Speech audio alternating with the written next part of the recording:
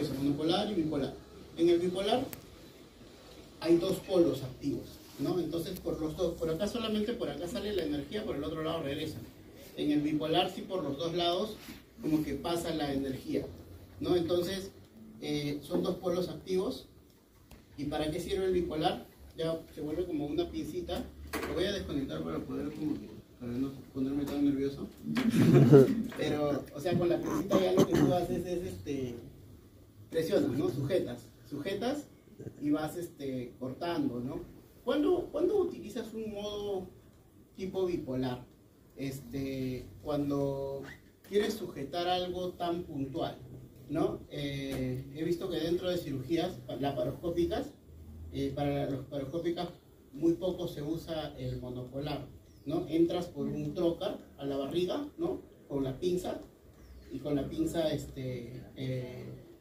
sujetas lo que quieres cortar con el dedo, lo sujetas y lo vas cortando poco a poco. Esto se hace con bipolar.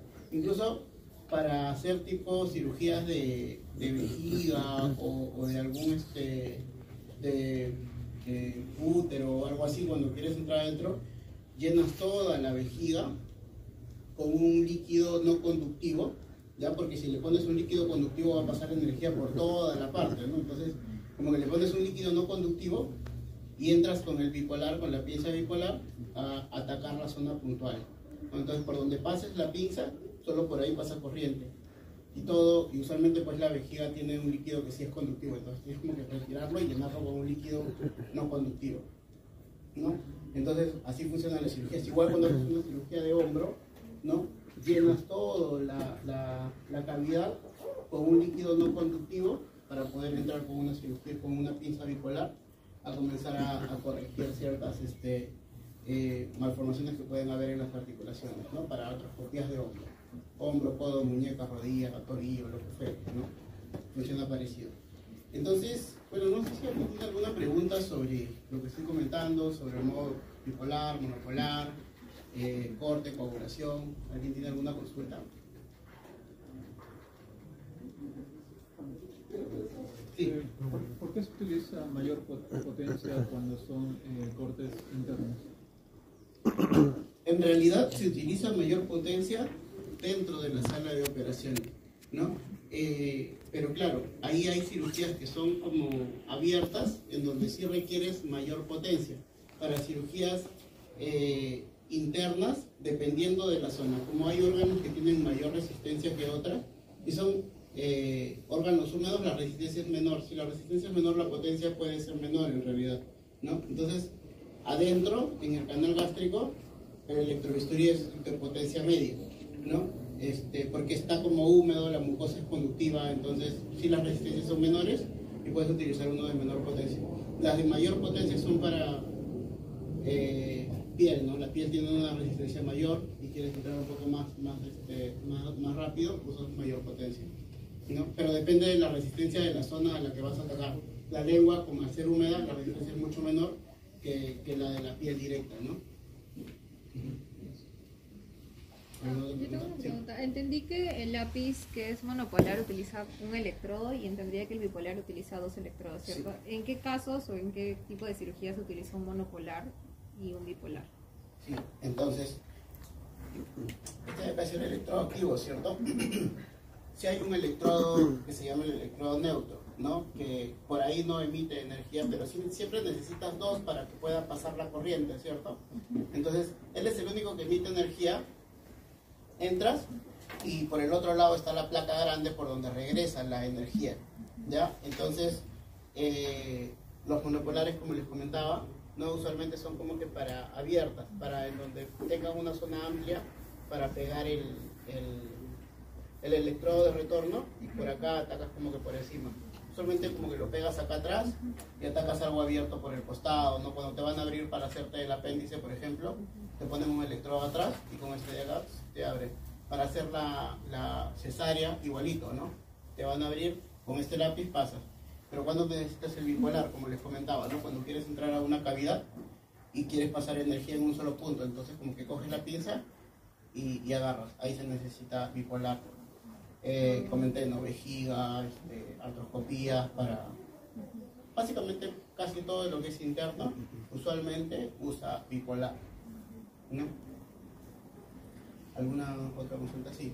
Cuando hacen el corte, digamos, hay como que el corte simple, o sea, donde, por ejemplo, cortarías, quedaría y empezaría a sangrar, digamos, y creo que con más potencia cauteriza, ¿no? O sea, ya cierra los vasos sanguíneos. Sí, o sea, hay corte directo, ¿no? Con el que vas a dejar como que las paredes medio vivas, y hay corte tipo blend, hay tipos de corte, ¿no? Hay blend también, blend 1, blend 2, blend 3, como que se llaman diferente por marca, pero sí, ¿no? Dependiendo de lo que vas a hacer, como que también puedes ir coagulando. O sea, cortas y coagulas, cortas y coagulas. Y en eso, o sea, lo único que varía para, digamos, de un corte normal o que sea coagulado, ¿es la potencia o es...? La secuencia pasan como, ¿cómo se llama esto? Segmentos de señal de corte, ¿no? Pasa un segmento, esperas como un milisegundo, pasa otro segmento, esperas un milisegundo, entonces ya no es una señal continua, sino es una señal cortada, ¿no? Con periodos en donde no pasa nada, para que corte, esperes, ¿no? Entonces eso es lo que hace el blend, ¿no? No te pasa, el corte puro te pasa una señal continua, el corte con blend te pasa una señal, y luego esperas, y luego te pasa otra señal, y luego esperas, te pasa como que el periodo, ¿no? Pero siempre es frecuencia de alta potencia. Nunca varías la frecuencia en realidad, ¿no? La frecuencia está aproximadamente en 100 kHz, que es una frecuencia en la que las células tienen como que mejor reacción, o sea, se excitan más, ¿no? Entonces, se mantiene esa frecuencia y lo que varía son como que los trenes de señales que vas a enviar. Bueno, pues entiendo que de acuerdo al tipo de tejido que vayas a cortar, puedes aumentar la potencia y ¿hasta qué tipo de tejidos puedo cortar? ¿Qué es lo más duro que puedo cortar con un electrodo? Mira, sabes que ahí me agarras porque, o sea, una de las partes más duras que tenemos son el hueso, pero hueso no lo corta el electrovestuario y para eso sí necesitas sierras. Entonces, algo de alta resistencia, no sé, yo creería que es la piel, pero te la debo, porque no sé qué órgano además puede tener como que mayor resistencia, sí.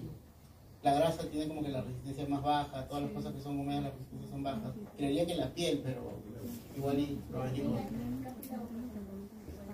Cartílago, sí, claro, cartílago puede ser una opción, sí.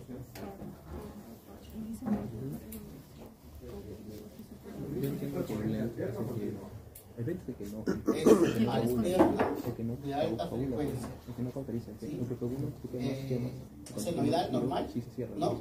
Pero el otro es uno que de 100 hace kHz, corte, pero ¿no? no estás como que Entonces sí es alterna de como 100 que kHz. cerrándolo, no es como un corte más, menos, no sé si decir así, pero creo que es como que no quema tanto la piel. Siempre es alterna, Jamás viva. siempre es alterna. Lo que varía es esto que les comentaba, ¿no? Los trenes de los bloques en los que vas a emitir la frecuencia. Sí, pues no, o sea, tienes la 100 Hz continua y de pronto le restas y dices, digámoslo así, me voy a pasar 5 segundos, 2 segundos lo dejo de pasar, 5 segundos paso, 2 segundos dejo de pasar y así va a variar, ¿no? Entonces, pero sí, siempre es la de 100 Hz. Usted comentó de que variaba la frecuencia, pero no es que varía la frecuencia, sino los bloques. Claro, o sea, no varías la frecuencia, siempre es 100 kHz. Lo que varía son los periodos en que tú vas a pasar esos 100 kHz, ¿no? Uh-huh. El blend sí, es el que coagula. Entiendo que este equipo ayuda pues a facilitar al médico pues, su operación. ¿En cuánto tiempo ha reducido la operación por describir a una conversión? ¿En cuánto tiempo se puede realizar? En todo el proceso. Mira, particularmente, no lo sé porque en realidad no es nada más porque tú puedes decir, no sé, yo corto con un electrobisturí y también lo cortas rápido, pero esto lo que te ayuda es a cortar y coagular, ¿no? Y en realidad este equipo tiene mucho tiempo, entonces no es como que una nueva tecnología que yo diga, ya ha cambiado de este tiempo a este tiempo, ¿no? No nada más es el tiempo, sino también es en cómo hago el proceso, ¿no? Porque antes con un electrobisturí tampoco como que cortabas en bipolar, ¿no? Entonces O sea, ya esto es básico. No debería haber un centro que no tenga un electrobisturí. No, igual por normativa también es obligatorio llevarlo a partir de quien tiene consulta externa de dermatología o ginecología y quienes tienen sala de operaciones, ¿no? Ahí, ya hacemos el cambio. 2 minutos. ¿Sí? Bien, entonces está el electrobisturí y el analizador de electrocirugía, ¿no? Con el analizador de electrocirugía podemos medir la potencia que emite este, ¿no? Entonces, bueno, todos somos ingenieros y sabemos que un protocolo de preventivo nosotros queremos validar que él funcione bien. Entonces medimos no nada más su potencia, sino al ser alta frecuencia usualmente mete ruido en las señales eléctricas. Entonces hay que medir como que la corriente de fuga en alta frecuencia, y este analizador también sirve para medir eso, para medir como que la corriente de fuga, que es como que la corriente que podría estar metiendo en la red eléctrica. De repente, si en algún momento están en un centro, ustedes van a ver que cuando esto funciona, como que comienza a chispear una pantalla en donde están viendo video de la cirugía, o comienza a bajar como que la señal en general, y de repente la tierra no está bien aislada del centro. Entonces él es uno de los principales culpables de que se inyecte ruido en la señal cuando funciona. Eso se puede medir con este analizador también, la corriente de fuga de alta frecuencia. Otra cosa que puedes medir con esto es, yo les comentaba que en monopolar tú tienes un electrodo de retorno, ¿cierto? Tienes que asegurarte de que ese electrodo esté bien conectado, porque si no está bien conectado al cuerpo, lo que va a hacer es, si está como que conectado en una partecita, como que pegada solo una parte, va a regresar la señal, pero no por toda la placa que esperabas, entonces va a quemar el cuerpo. Por donde pase la corriente, va a ir quemando. Entonces muchas veces se ve que las principales quemaduras ocurridas en el centro quirúrgico son con un electrobisturí, y no porque funcionaba mal, sino porque estaba mal conectado el electrodo de retorno. Entonces, para validar también que el electrodo de retorno, el indicador del electrodo de retorno funcione bien, él también tiene como un simulador para placas REM, ¿no? Entonces, los electrodos de retorno vienen con 2 polos, ¿no? Es porque él emite una pequeña señal para asegurarse de la resistencia que está teniendo el cuerpo entre esos 2 polos, para ver que esté bien pegado. Entonces, también hay una manera de validar eso, ¿no? Que el medidor de resistencia esté pegado. Y no, bueno, eso era lo que les quería comentar, y muchas gracias por escucharme y por sus preguntas. Estos tipos de monitores inoculares. Ahora, ¿en qué se diferencia uno del otro? ¿Cuál es, por qué uno tiene más parámetros que el otro? Tiene que ver con la aplicación, ¿no? ¿En qué área se va a aplicar este monitor? ¿En qué área va a funcionar? Este monitor de signos vitales, por ejemplo, es un monitor de 6 parámetros. Es un monitor que tiene el ritmo cardíaco, ¿no? Lo que es ECG, las respiraciones, temperaturas, presión de oxígeno, PANI, y una función de campiografía, ¿no? El día de hoy les quiero hablar un poquito de, no exactamente de los parámetros fisiológicos, que muy probablemente ustedes están bastante familiarizados con algunos cursos que ustedes han llevado, ¿ya? Sino quisiera hablarles un poquito de la parte que no se habla tanto, ¿no? De lo que es la pantalla, la visualización, los filtros, ¿no? Que se utilizan para poder trabajar en estos equipos, y que finalmente son a lo que ustedes van a estar un poquito más expuestos y van a consultar más, ¿no? En hospitales, en clínicas, lo primero que pregunta el personal asistencial es cómo puedo colocar el monitor de signos vitales en tal modo o en el otro modo, o quiero verlo más grande, o quiero que haga tal función, ¿no? Y eso es lo que finalmente ustedes van a terminar configurando, más allá de que entiendan la parte fisiológica que está funcionando con este equipo, ¿no? Y bueno, este monitor, por ejemplo, tiene una serie de gráficos, ¿no? Pero lo que quería mostrarles estaba más relacionado con, voy a ponerle en el modo demo, ya, para entender un poquito su funcionamiento.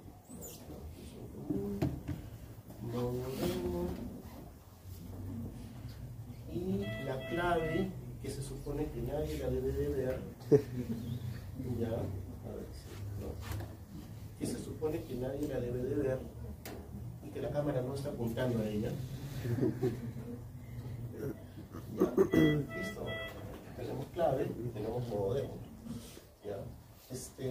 Y bueno, así está funcionando el monitor de signos vitales, así lo deberían de ver en un ambiente clínico, ¿no? Yo sé que los de atrás no ven mucho, pero se lo imaginan, por favor. ¿Ya? Entonces, lo que ustedes van a observar acá es una serie de gráficos. ¿Ya? Y este modo, por ejemplo, es un modo que se utiliza no en la parte de hospitalización, pero sí en la parte de cirugía. ¿Ya? Pero si ustedes están en un ambiente tipo quirófano, ¿no? Ustedes van a necesitar configurar el monitor de signos vitales para quirófano, ¿no? Para que la señal del electrocardiograma no aparezca con una serie de detalles, ¿no? Los detalles en la parte de cirugía tal vez no son tan convenientes, sino se permite visualizar la onda desde una gran distancia, ¿ya? Pero que esté fácilmente distinguible, ¿no? Entonces, para eso nosotros vamos a utilizar algo que se conoce como filtros, ¿ya? Y quisiera que observen acá que cuando selecciono la configuración de lo que es el electrocardiograma, perdónenme que les hable así, pero me han dicho que la mayoría son acá biomédicos, ¿es correcto? ¿Sí? ¿Sí? Me han dicho que como que 5 personas son de otras carreras, ¿sí? Ya. Entonces me van a entender con mucha facilidad que este equipo mide electrocardiogramas, presión de oxígeno, respiración, presión no invasiva y capnografía, ¿no? Entonces voy a configurar directamente lo que es la señal de electrocardiograma. Entro a la parte de electrocardiograma, ¿ya? Y me voy a la parte de filtros, ¿no? Ustedes saben que el electrocardiograma nos debe de mostrar la actividad eléctrica del corazón, ¿ya? La mayoría de ustedes saben que funciona con el triángulo de Enthoven. Utilizan 4 electrodos, pierna derecha, pierna izquierda, brazo derecho, brazo izquierdo, ¿ya? Utilizan su pierna derecha como referencia para medir el resto de las extremidades como potenciales, ¿ya? Eso es parte teórica básica, ¿no? Pero cómo reciben la señal, ¿ya? Y cuál es la frecuencia de muestreo es algo que ustedes deben de definir a la hora de utilizar el equipo, ¿ya? Entonces, si ustedes trabajan con un ambiente donde necesitan mucho detalle de esta señal, entonces van a necesitar utilizar un ancho de banda muy amplio. Y la persona que era electrónica, ¿tiene el electrónico por acá? ¿Podría levantar? Escuché de un electrónico. Ahí está. Muchas gracias. Va a entender lo que es ancho de banda con mucha facilidad, ¿no? Porque el ancho de banda nos permite tener mayor cantidad o menor cantidad de información de una señal, ¿no? Entonces, si observamos acá nos dice que podemos, bueno, sé que no pueden ver desde muy lejos, ¿ya? Pero hay un ítem que dice filtros, ¿no? Y en filtros yo puedo seleccionar varios tipos de filtros, ¿ya? Y en filtros ustedes pueden seleccionar desde diagnóstico 1, monitor, cirugía, mejorado y personalizado. Entonces ustedes pueden elegir el tipo de filtro que ustedes quieran, ¿no? Pero ¿cómo me va a ayudar esto en el trabajo si es que selecciono uno u otro, ¿no? Entonces me voy a dar cuenta que el de diagnóstico me va a dar muchísima más información, ¿ya?, que el resto de los filtros. Y ciertamente acá no se va a ver mucho porque en realidad no está conectado a una persona real, es solamente un modo demo, ¿ya? Pero imagínense que los picos vengan con mucho detalle, ¿ya? Que cada una de las ondas tenga ciertos picos internos, ¿no? Y que se puedan visualizar internamente. Pero lo que ustedes requieren no es tanto detalle. Lo que ustedes requieren es una onda, es una forma de onda que se pueda visualizar a distancia, ¿no? Que no tenga ningún tipo de detalle para poder observar. Entonces, ustedes van a utilizar el modo de cirugía, ¿no? Y en el modo de cirugía nos vamos a dar cuenta que existe un ancho de banda. Un ancho de banda que es muy distinto al ancho de banda de diagnóstico. Porque en diagnóstico ustedes van a tener mucho detalle, que es un ancho de banda hasta 150 Hz, mientras que en el de cirugía solamente es hasta 20 Hz, ¿no? Entonces, en cirugía tienen menor información y en diagnóstico tienen mucho mayor información. ¿Sí? ¿Se entiende? Otra cosa interesante de este tipo de equipos es fijar el tipo de pantalla con el que van a trabajar, ¿ya? Para fijar el tipo de pantalla, ustedes entran al menú y seleccionan el tipo de pantalla con el que quieren trabajar. El tipo de pantalla que ustedes están visualizando acá es más orientado para un ambiente de quirófano, como les había comentado, ¿ya?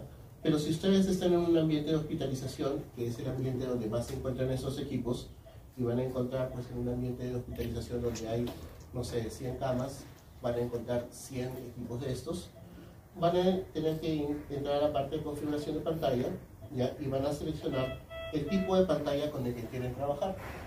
Y si yo tengo uno de estos monitores para cada paciente y lo veo y visualizo la forma de onda de cada uno de ellos, en realidad no es muy conveniente, porque las enfermeras, las licenciadas, no van a poder observar a distancia el detalle de cada uno de estos, la información que hay en cada una de estas pantallas. Entonces se utiliza algo que se conoce como letra grande, ¿ya? Y ahora sí, desde atrás sí lo ven, ¿sí? Sí, ahora sí, a distancia sí se puede ver esto, ¿verdad? Ahora sí pueden trabajarlo con mucha más tranquilidad. Entonces, en un ambiente de hospitalización, las licenciadas van a estar pasando, ¿ya? Y pueden ver a distancia que existe algún problema o alguna alarma, ¿sí?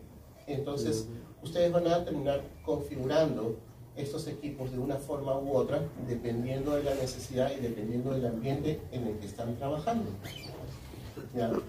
Y conocer estos equipos a detalle suele ser una tarea un poco larga y tardada, porque precisamente tienen muchas configuraciones, ¿no? Internamente también se debe configurar la frecuencia notch, ¿ya? La frecuencia notch es la frecuencia a la que está la red eléctrica, ¿no?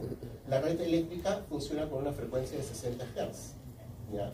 Pero si nosotros no retiramos el ruido que existe en 60 Hz, nosotros vamos a encontrar una señal con mucho ruido, ¿ya? Y ese ruido perjudica el diagnóstico, perjudica ¿no? Si nosotros tenemos muchas dificultades. Ahora, existe el filtro notch que funciona a 60 Hz, pero hay países que trabajan con una frecuencia de 50 Hz.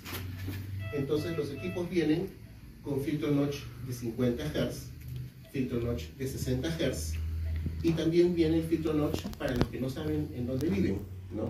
Entonces les ponen rango de 50 a 60 Hz. Entonces, a la segura van con el rango de 50 a 60 Hz. Lo interesante de esto es que sí funciona, pero en ese rango en el que ustedes están cortando, son los MetaQuest. Acá tenemos unos MetaQuest 3 y están unos MetaQuest 2. Entonces, como mencionaba el profesor Mauricio, tenemos estos equipos para poder simular escenarios que contengan equipos médicos, tanto para lo que es entrenamiento en la parte técnica, como mantenimiento del equipo, calibración o ajuste, como también para lo que es instrucción básica en el uso del equipo médico. Acá, en los MetaQuest 3, tengo preparado un software del desarrollador NVRT Labs. Es un desarrollador que se ubica en Estados Unidos. Y ese es enfocado netamente en lo que es esa capacitación técnica. Entonces vamos a ver más lo que es calibración y ajustes de los equipos. Bueno, ahora tengo preparado lo que es más de un desfibrilador que de un monitor de signos vitales. Pero la idea es que les pueda transmitir cómo es ese tipo de experiencias, ya que lo importante y como que la ventaja de esa tecnología es que no van a necesitar de los equipos para poder utilizarlos. A esto me refiero a que no los van a tener que necesitar físicamente. Esto se puede modelar a través de una persona que tenga la capacidad de diseñarlos en 3D y posteriormente ser programados y configurados en un entorno de desarrollo como es Unity o Unreal Engine. Entonces, me voy a colocar los visores, vamos a ver si se puede ver lo que yo estaba viendo acá como que sentado, para que más o menos les pueda explicar cómo es la experiencia, ¿no?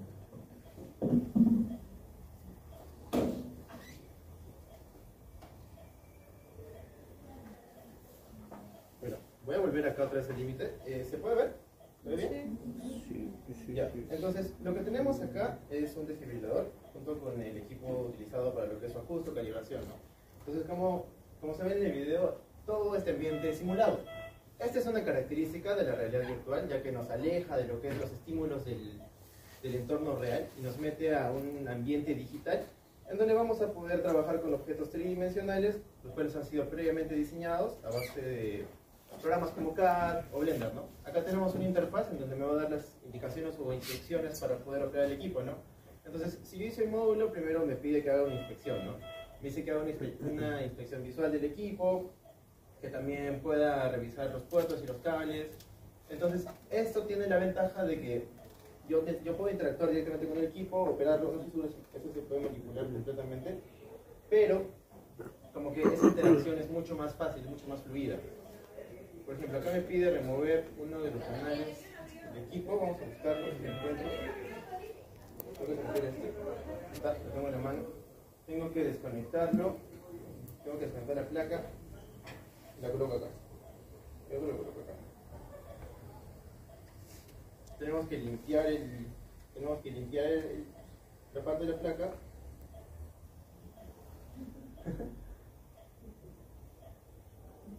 Bueno, vamos a intentar hacerlo. Aunque no estoy seguro cómo. Ya está limpio. Ahora tenemos que limpiar la parte del electrodo. Lo volvemos a colocar. Y tenemos que hacer lo mismo con el segundo, ¿no? Entonces, antes de avanzar con esto, quiero explicarles más o menos la diferencia que van a poder encontrar entre estas dos tecnologías. Como les mencioné, son equipos diferentes. Este es el MetaQuest 3 y este es el MetaQuest 2. ¿Alguien ha escuchado antes estos dispositivos? ¿Tú? ¿Has escuchado antes? Hemos trabajado con ellos, diseño, ya me conoces. Entonces, la diferencia es que esta se trata de una tecnología llamada realidad mixta, más que realidad virtual. ¿Por qué se llama realidad mixta?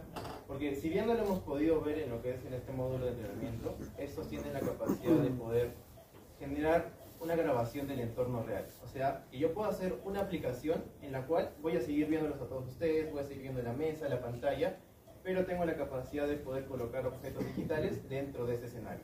Es como que si grabara el escenario y me permitiera colocar objetos tridimensionales digitales dentro de este e interactuar con eso. Entonces, la ventaja que tiene esta tecnología frente a lo que es la misma realidad virtual es que el escenario en el cual yo me voy a desarrollar o el escenario en el cual yo voy a estar interactuando no necesita tener como que las dimensiones tan exactas o limitadas para que yo me pueda desplazar de una forma más fácil o más sencilla en comparación con lo que es la realidad virtual, ¿no? Entonces, como podemos ver, esa tecnología de los NVRT Labs ha desarrollado diversos módulos de entrenamiento que pueden ir a equipos más complejos como son resonadores, como son tomógrafos, también monitores de signos vitales u otros equipos, ¿no?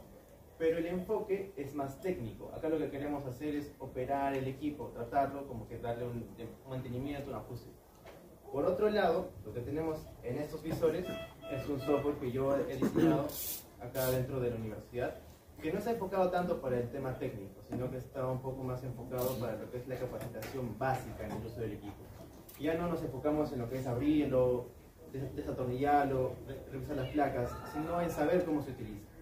Esto con el enfoque de poder capacitar a personal médico, personal asistencial de salud, para que tenga una noción básica de cómo se operan esos equipos y así evitar lo que son la generación de eventos adversos provocados por una mala manipulación, ¿no? Entonces, tiene el potencial de que gracias a su portabilidad pueda ser escalado no solo a la capital, sino también a provincias u otros establecimientos de salud en donde el acceso a esa capacitación sea muchísimo más limitado.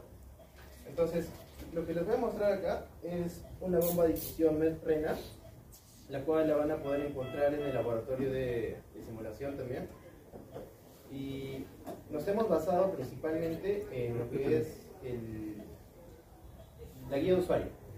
Dado que si bien yo te puedo enseñar muchas formas a cómo utilizar un equipo, la idea es saber con qué sustento lo voy a hacer, ¿no? O cuál va a ser el mecanismo en el cual yo voy a poder determinar los criterios que tengo que tener en cuenta para una buena capacitación. Entonces, tengo un minuto para poder configurar lo que van a ver. Van a ver que sí es completamente diferente comparado a lo que hemos estado viendo hace un rato, ya que este es un poco más como que hecho acá. Y Y como les digo, todo esto ha sido desarrollado en un software llamado Unity. Tal vez, si alguno de ustedes fue a la feria STEM, pudo haber tenido la oportunidad de poder vivir esa experiencia. Igual es un escenario súper básico, pero lo que importa es el equipo, ¿no? Que es donde el equipo de trabajo nos hemos metido como más de lleno para poder simular. Entonces, la idea de este módulo, a diferencia del otro, es saber en qué consiste, ¿no? Y bueno, solamente hemos desarrollado hasta el punto de poder determinar o exhibir cuáles son las partes principales del equipo.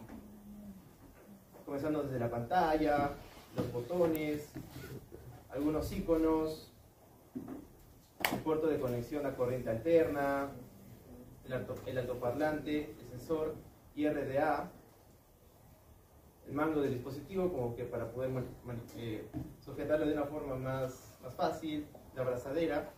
Y no solamente hemos como que querido enfocarnos en lo que son componentes externos, sino también tenemos la ventaja de que el dispositivo puede abrirse. Vamos a ver si lo puedo abrir. Aquí está. Entonces, esto como que nos da la posibilidad de poder utilizar el equipo, ¿no? Porque otra cosa sería traerlo acá, operarlo, estar manipulándolo, y en un establecimiento de salud esos equipos tienen que estar disponibles en los servicios que ofrecen, ¿no? No es que lo pueda aislar para darme el lujo de aprenderlo. Así, finalmente, la idea es poder como que llegar a ese punto de trabajar con la interfaz gráfica, que todavía no la tengo configurada, pero sí la tengo como que diseñada, ¿no? Y así, finalmente, poder tener una mejor noción de cuál es el principio de funcionamiento de esos equipos, comenzando desde la parte externa y ya posteriormente poder manipularlos, ¿no? Si alguno de ustedes está interesado en el desarrollo de tecnologías de realidad virtual, tengan en cuenta que es algo súper básico, súper fácil, no es que necesiten tantos conocimientos de lo que es programación, sí van a necesitar conocimientos de lo que es diseño 3D, un poco tal vez de patrones de juegos, porque al final de cuentas todo esto que se tiene que desarrollar es un flujo de procesos, ¿no? Que si tienen alguna duda respecto a eso, también pueden consultarme conmigo, ya que he desarrollado ese tipo de prototipos, no solamente para lo que es los equipos médicos, sino también la carrera ha tenido el potencial de poder escalar esta tecnología a otros ámbitos, como rehabilitación o planificación crítica, ¿no? Pero que obviamente no voy a hablar de acá en el futuro. Eso sería todo nomás lo que les quería mostrar de los dispositivos. Gracias.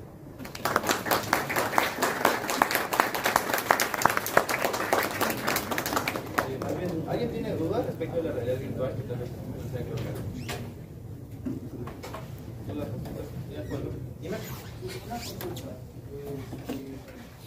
Los equipos en general tienen distintas marcas y distintos modelos. En este caso, cada uno varía a veces a unas partes y a veces se complica o hay una difícil cambio. En este caso, los usuarios que tratar de manejarlos. Entonces, ¿has considerado de distintos modelos por distintas marcas? Claro, principalmente ese es el objetivo, ya que como tú mencionas, tal vez se puedan manejar diferentes marcas, modelos en diferentes establecimientos de salud, ¿no? El reto está más que otra cosa en saber cómo poder modelar estos dispositivos tanto como de por afuera como por adentro. Que el principal reto es por adentro, ¿no? Entonces, ese laboratorio que mencioné al principio, el estadounidense, ha tenido la ventaja de que ha podido contar con el contacto directo de las empresas que fabrican esos dispositivos. Entonces se facilitan los modelos y como que la recuperación más fácil, es mucho más sencilla, porque el cuello de botella en los proyectos de realidad virtual simplemente son los modelos. Entonces con un buen equipo de modelamiento sí puedes como que diseñar todos los dispositivos que puedes tener a la mano, ¿no?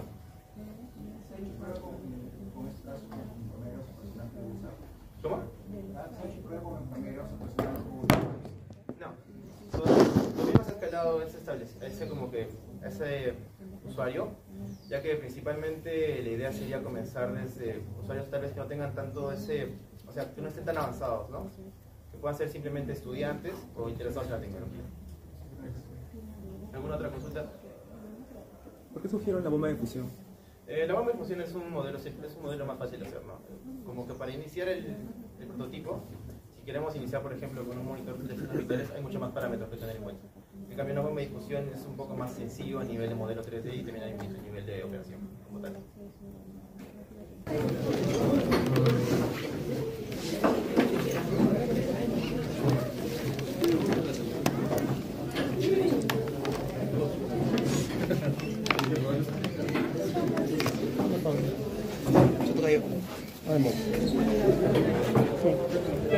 Pero ustedes me van a ayudar a llevar en unos minutitos. ¿Sí? ¿Cómo es? Claro.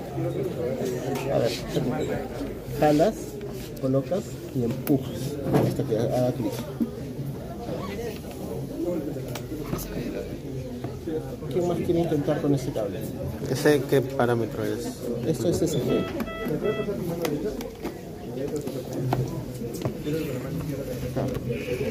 Fíjate la muesca debe coincidir.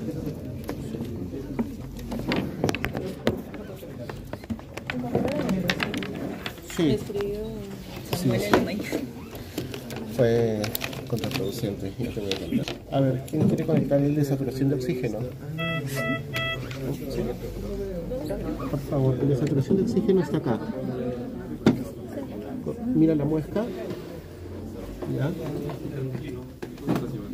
Este es el... No, este no es el oxígeno. Ya. Entonces acá tenemos algunos cables conectados, fuente de temperatura. Tenemos algunos sensores conectados, ¿ya? Y lo interesante es que está mostrando, bueno, está mostrando la pantalla general, ¿ya? Pero nosotros para verificar esos parámetros utilizamos este equipo que se llama un simulador de paciente, ¿ya?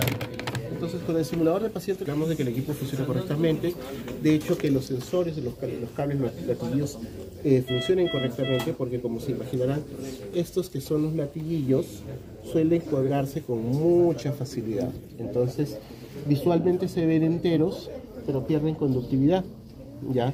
Así que le voy a pedir a otra persona que por favor me ayude a conectar estos latiguillos en esta zona de acá. La forma como se conecta es presionando hacia abajo, ¿ya? Si alguien puede conectar el resto de los latiguillos con los colores correspondientes, por favor, ¿ya? Vamos a utilizar también... Ese es rojo.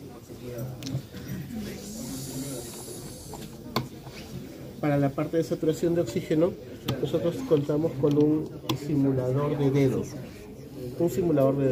Este es un simulador de dedo que básicamente simula las posiciones del dedo frente al sensor de fotopretismografía, ¿ya?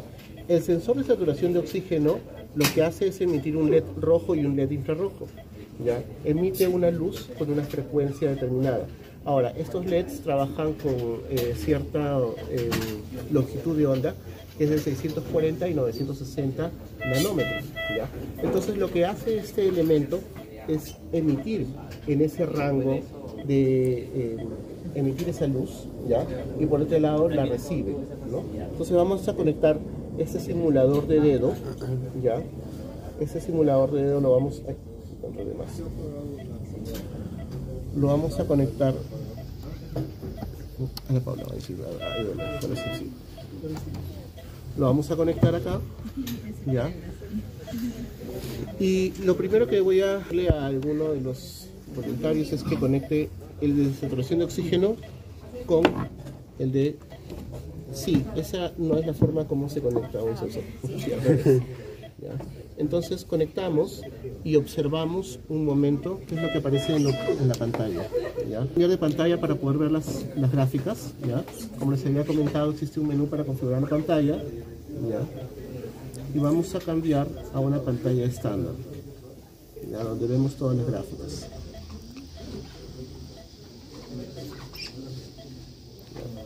Ahora, para la parte de pretismografía, estamos observando que no aparece nada todavía, ¿correcto? No hay señal. Entonces, acá me estoy dando cuenta de que aparentemente no hay señal. ¿Pero por qué razón? ¿Está mal conectado? ¿Es al revés tal vez? No, es porque el emisor, quiero que observen por favor acá, el emisor de la luz roja e infrarroja está del lado de arriba. Y nosotros hemos conectado el simulador de dedo con los LEDs con el que emite la luz también para arriba, ¿ya? Entonces la luz que se emite por acá debe de ir en dirección del sensor, es decir, en sentido inverso, ¿ya? Entonces conectamos esto de esta forma y acá en el simulador nos aparece un porcentaje de conexión, ¿sí? Entonces, acá vamos a observar también cómo se va empezando a graficar la señal de fotopletismografía. ¿Sí? ¿Ya? Entonces, nosotros verificamos los equipos utilizando simuladores. Nosotros en este momento en el simulador tenemos una simulación de 97% de saturación de oxígeno. ¿Y acá qué valor tenemos? 97. Ahora les voy a pedir que lo lleven a 80%. ¿Alguien que por favor acá configure 80%? Alguno de los chicos que baje. Bajo los 80 por favor y le das enter. Ya está. Entonces vamos a observar cómo empieza a bajar el valor. ¿Ya? ¿Sí?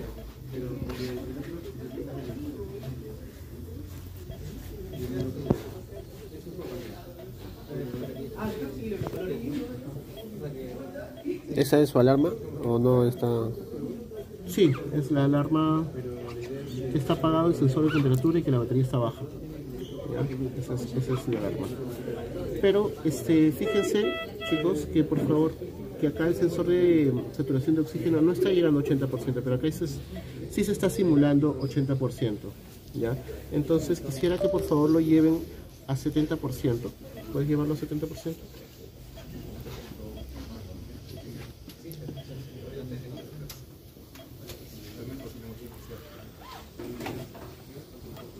Entonces va bajando. Y nos vamos a dar cuenta que tampoco llega a 70%. ¿Ya? No llega a 70%. Y aquí vienen varios factores. Ustedes dirán, bueno, el sensor, como está midiendo más, podríamos decir, bueno, el sensor está muy bien porque mide más. No, en realidad el sensor no está bien porque está midiendo de más. ¿Ya?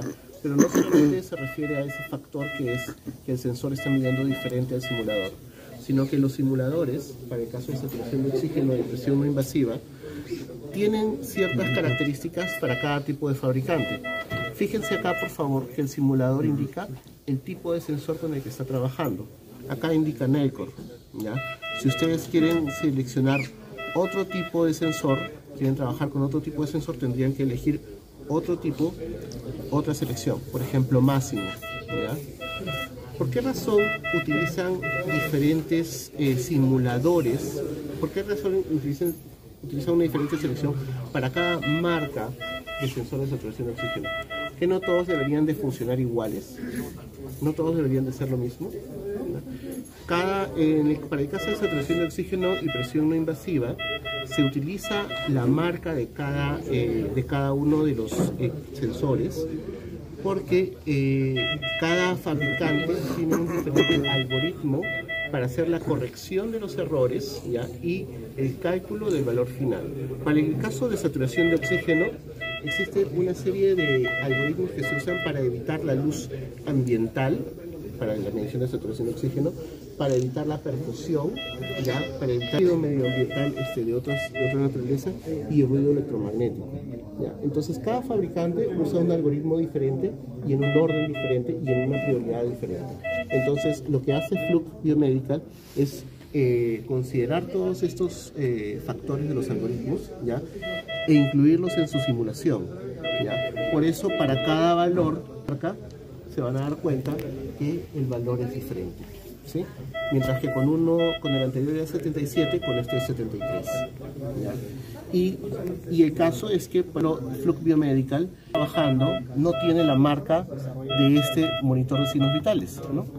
Si se dan cuenta, este monitor de signos vitales es de la marca EDAN, pero EDAN no se encuentra incluido en esta lista de equipos ni de simulación de saturación de oxígeno. Por tanto, ¿es posible asegurar la medición de este sensor de saturación de oxígeno en estas condiciones? No, no es posible, pero les puede dar una referencia general, ¿sí? Deberían de ser correctos si es que el equipo está en óptimas condiciones.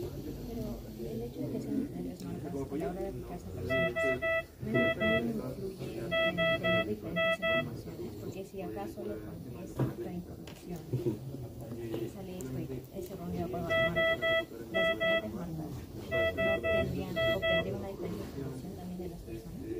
trabajar con marcas? Eso es un detalle que es muy polémico, ¿ya? Y en el caso de PANI se trabaja mucho con el tema de que el médico quiere escuchar y quiere medir la presión invasiva de forma manual, ¿ya? En el caso de saturación de oxígeno no tienen opción, porque no hay una forma en que el médico pueda medir el oxígeno observando algún elemento, opción, no se puede, no hay forma. Pero en el caso de PANI sí, ¿ya? ¿Por qué? Porque también existe, y permítanme por favor armar el brazalete acá.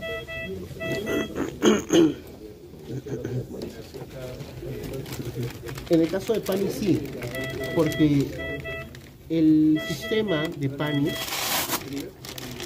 nos exige que midamos la onda oscilométrica. Entonces, ¿cómo es que se hace la oscilometría? ¿Ya?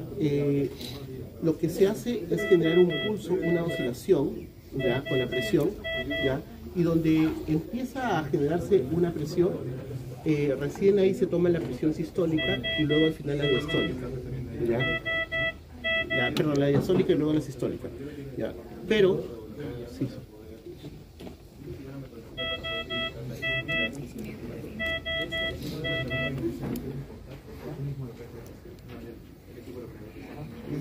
Y cada fabricante determina el final de la onda oscilométrica con el cual van a trabajar para poder medir la presión, ¿ya?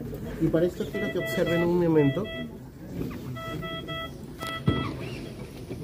la parte de presión no invasiva, ¿ya? En la parte de presión no invasiva, perdón, aquí más, vamos a ir acá, PANI. Sí, sí. Ah, ya, perfecto. En la parte de PANI nosotros tenemos, ni siquiera tenemos una selección de fabricante, sino de frente tenemos una parte de corrección de la onda, ¿ya? Un porcentaje hacia arriba o hacia abajo, porque en lo que es PANI existen aún más fabricantes de medidores de presión invasiva que en la parte de saturación de oxígeno. Entonces ya no tiene mucho sentido trabajar con cada fabricante, sino trabajar con un porcentaje hacia arriba o hacia abajo. Vamos a dejarlo en un 0%, una corrección de 0%, una frecuencia de 0, ¿ya? Para observar cómo es que funciona, ¿ya? Acá vamos a configurar 120/80 y vamos a esperar que realice esta medición, ¿ya? En PANI lo que se hace es inflar un brazalete, ¿ya? En el brazo, ¿ya? Para quienes no conocen, el brazo izquierdo, ¿ya? Y se espera que aparezca, bueno, se infla el brazalete hasta que desaparece el ritmo cardíaco, ¿no? Cuando vuelve a aparecer, se toma la presión, y cuando desaparece, se vuelve a tomar la presión, ¿ya? Entonces ahí sacan la sistólica y la diastólica, ¿sí? ¿Se entiende? Y de esa presión, ¿ya? Ustedes van a poder ver en gráficas la parte oscilométrica, donde inicia y donde finaliza, ¿ya? Bueno, ahí se perdió la gráfica, pero la idea es que ustedes tengan eso como referencia. Nosotros hemos configurado 120/80 y nosotros estamos teniendo 126/85. ¿Por qué razón si debería de aparecer 120/80? Porque es necesario hacer una corrección en la frecuencia para poder tener, es hacia abajo, ¿no? Ya, para poder tener los valores correctos, porque cada fabricante trabaja de una forma distinta al final de la onda.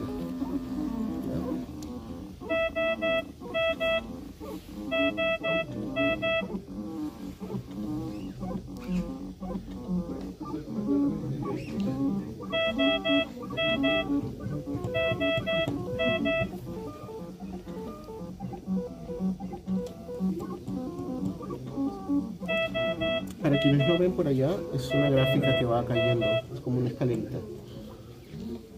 ¿Ya? Y acá observamos que bajó 123/82. Ok, pero aún así no es suficiente, entonces hacemos una corrección más acá, perdón. Lo llevamos a 5 para que se acerque un poquito más, ¿no? Y acá me quedé sin batería. ¿Se acuerdan de la alarma que estaba sonando hace un ratito? La batería.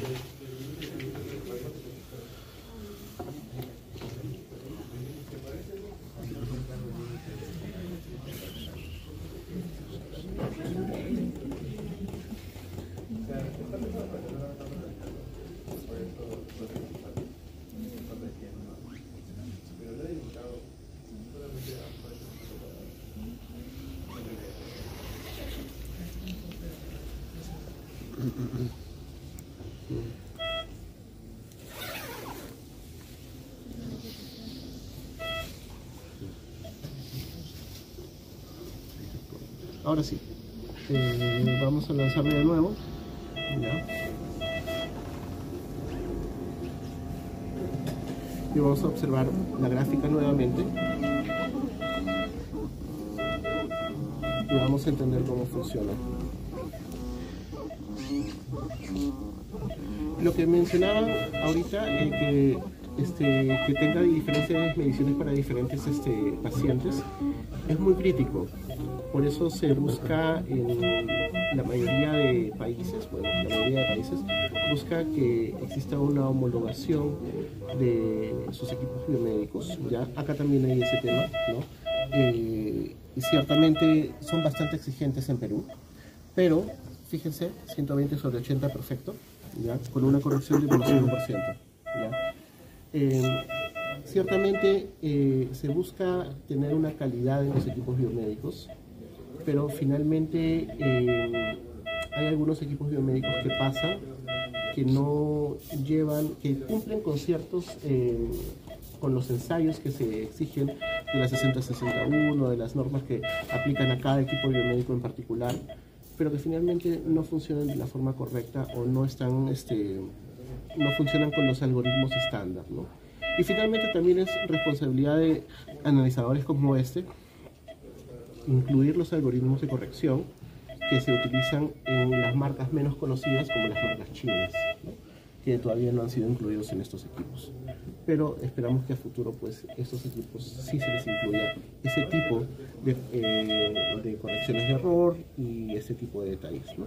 Fíjense que ahora sí ha marcado 120/80, entonces no es que el equipo esté mal, no es que el equipo sea mala marca, no es que esté fallando por alguna parte, sino que hay que hacer las correcciones del porcentaje de la frecuencia de la onda, ¿ya?